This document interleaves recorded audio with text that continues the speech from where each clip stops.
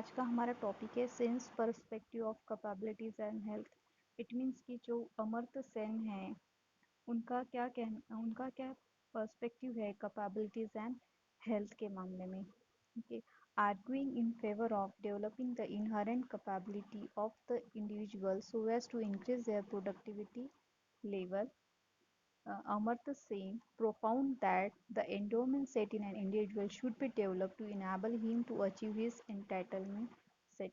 Okay, uh, जो इंसान कोई भी इंडिविजुअल है, इन हर इंडिविजुअल में उसकी एक क्या होता है, उसका एक पोटेंशियल होता है, उसकी एक कैपेबिलिटीज होती है। उस कैपेबिलिटी को इस तरह से डेवलप करना चाहिए ताकि वो ताकि उसका क्या हो सके, प्रोडक्टिविटी जो है वो इंक्रीज हो सके। इसी बारे में कहती हुए अमर्त्य सेन आगे कहते हैं that endowment set in an individual should be develop to enable him to achieve his entitlement set.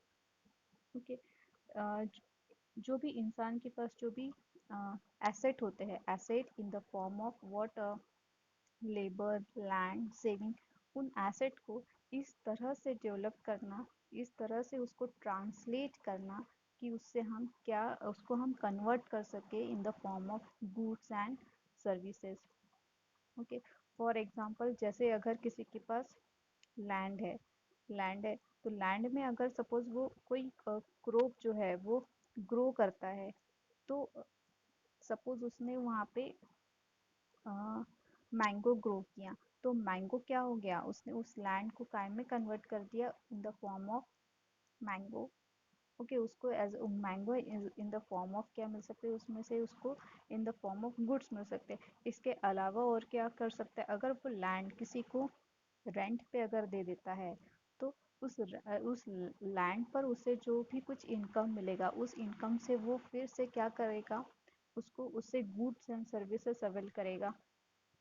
तो ये क्या हो गया, उसका जो एसेट है वो एसेट को काय में कन्वर्ट कर रहा है, या एसेट को इस तरह से डेवलप कर रहा है कि उसमें उससे उसको क्या मिले, उसको वो अर्निंग हो, और अर्निंग से वो उसको गुड्स और सर्विसेज में क्या कर सके, ट्रांसफॉर्म कर सके, या उससे गुड्स एंड सर्विसेज का वो कंज्यूम कर सके।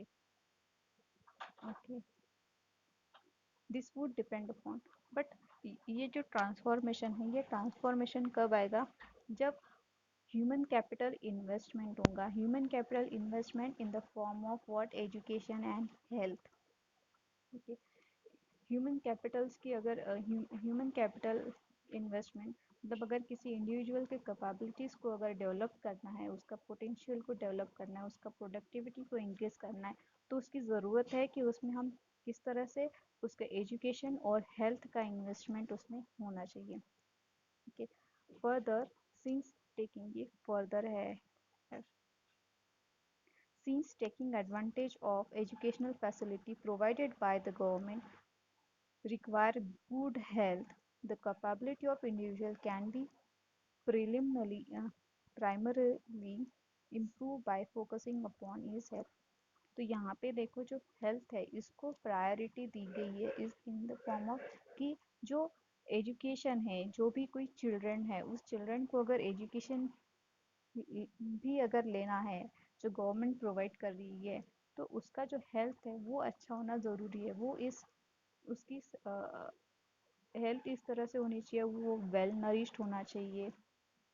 ओके, उसका साइकोलॉजिकल हेल्थ अच्छा होना चाहिए, उसका फिजिकल हेल्थ अच्छा होना चाहिए, ताकि वो एजुकेशन को इजीली ले सके। Sen further point out that the health is also important from macroeconomic sense.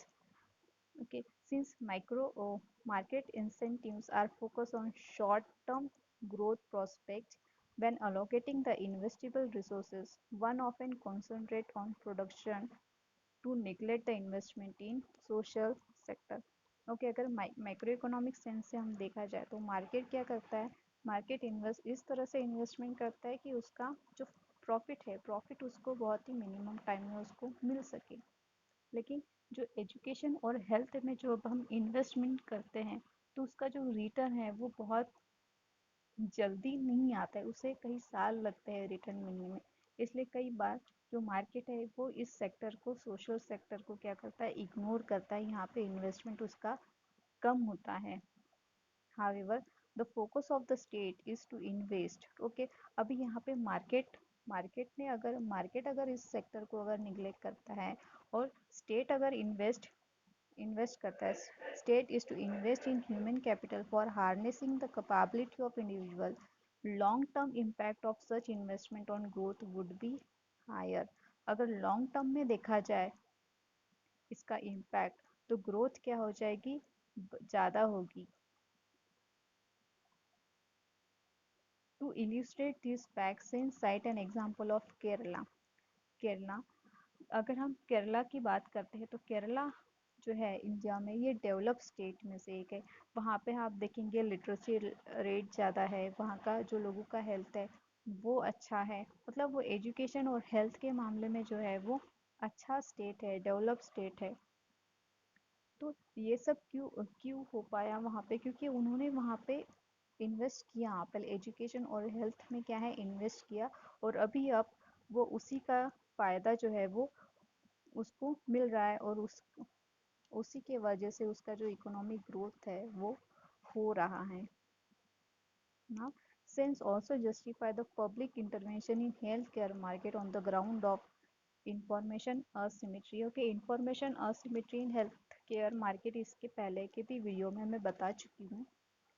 तो कि असिमेट्री ऑफ इंफॉर्मेशन होने की वजह से कैसे कई बार अगर इंश्योरेंस मार्केट में कैसे कंज्यूमर उसका फ़ायदा लेने की कोशिश करता है, कैसे इंश्योरेंस कंपनी उसका फ़ायदा लेने की कोशिश करता है, इवन जब डॉक्टर और पेशेंट के बीच में इंफॉर्मेशन असिमेट्री होती है तो डॉक्टर कैसे अपने प्रॉफिट मैक्सिमाइज करने की कोशिश करता है, और जिसमें डॉक्टर अपना प्रॉफिट मैक्सिमाइज करता है जिसमें लॉस हो जाता है किसका, पेशेंट का लॉस होता है। वैसे ही अभी हम देख सकते हैं कि कोविड की सिचुएशन में क्या हुआ था, जब कोरोना टेस्ट की जा रही थी प्राइवेट लैब में इनिशियल स्टेज में, वहाँ पे जो उन्होंने प्राइस रखा था वो प्राइस जो था वो काफ़ी हाई रखा था, सैनिटाइज़र के जो प्राइस थे वो बढ़ गए थे। तो फिर इसमें क्या किया गया, गवर्नमेंट ने इंटरवीन किया, और फिर क्या हुआ कि कोरोना टेस्ट के प्राइस डिसाइड किए गए, सैनिटाइज़र के प्राइस को कंट्रोल में रखा गया। तो इसका फ़ायदा फिर सब सारे पब्लिक को हुआ कि उन्हें जो टेस्ट के लिए ज़्यादा पे नहीं करना पड़ा, मतलब जितनी ज़रूरत है उतना ही वो पे कर रहे हैं अभी भी। तो इस तरह से अमर्त्य सेन भी जो है वो गवर्नमेंट इंफॉर्मेशन असिमेट्री में गवर्नमेंट का इंटरवेंशन होना चाहिए, इसके वो सपोर्ट में है। Okay, Sen argue that asymmetry information create exploitation of the relative ignorant event when there is a market competition। इसका एग्जांपल मैंने अभी दे चुकी हूँ। okay, further furthermore, when a provider of healthcare is not himself trained, the situation is catastrophic to patient as they unwittingly become dependent on unqualified practitioner। अगर जो health care services है, जो अगर डॉक्टर है, नर्स है, अगर वो well train नहीं रहे, तो क्या हो जाएगा, पेशेंट को मजबूरी में उन ऐसे लोगों पे डिपेंड करना पड़ेगा, क्योंकि वो जो अच्छे डॉक्टर्स के पास अगर वो नहीं जा पा रहे हैं तो। Okay. While such a concerning situation can be found in several countries, there are countries that demonstrate the reward of having functional universal health care support।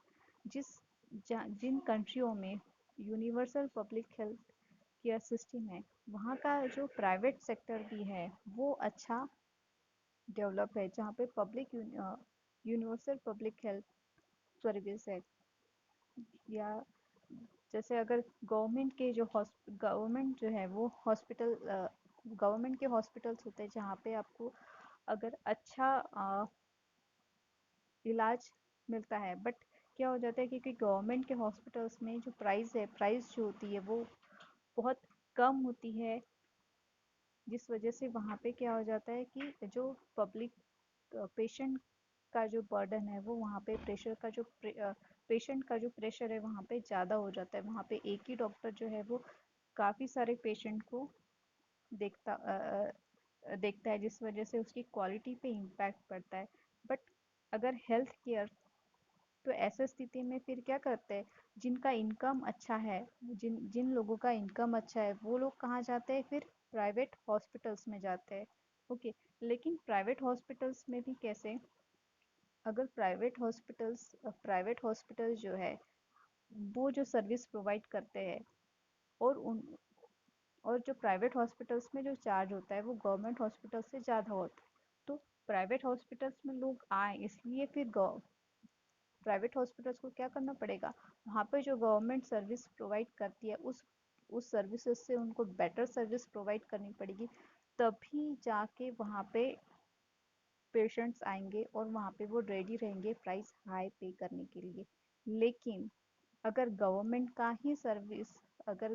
Service बहुत अच्छा नहीं रहा, वहाँ पे अगर कंपटीशन नहीं रहा, इवन प्राइवेट में भी कंपटीशन नहीं रहा, तो क्या हो सकता है, वहाँ पे जो प्राइवेट मेडिकल सर्विस प्रोवाइडर भी है, उनका भी सर्विस बहुत अच्छा नहीं रहेगा, पुअर क्वालिटी का रहेगा, और लोगों को ज़्यादा पे वहाँ पे करना पड़ेगा। In India, while Kerala is an example of the state of progressive kind of state, ठीक है, केरला अगर देखा जाए तो ये एक प्रोग्रेसिव काइंड ऑफ स्टेट है इन इंडिया में। जबकि महाराष्ट्र, सॉरी, मध्य प्रदेश एंड उत्तर प्रदेश जो है, ये एक्सप्लॉयटेटिव स्टेट है। मतलब वहाँ पे जो हेल्थ सर्विस है, जो एजुकेशनल सर्विसेज है, वो बहुत अच्छी नहीं मिलती है कंज्यूमर्स को, या काफ़ी, मतलब वहाँ का पॉपुलेशन को जो सर्विसेज मिलनी चाहिए, वो सर्विसेज अच्छी नहीं मिलती हैं। इस इन वीडियोस को अगर आप देखने से पहले, इसके पहले की अगर आप वीडियो देखेंगे, तो आपको कुछ और भी अच्छे से समझ में आएगा ये। Thank you.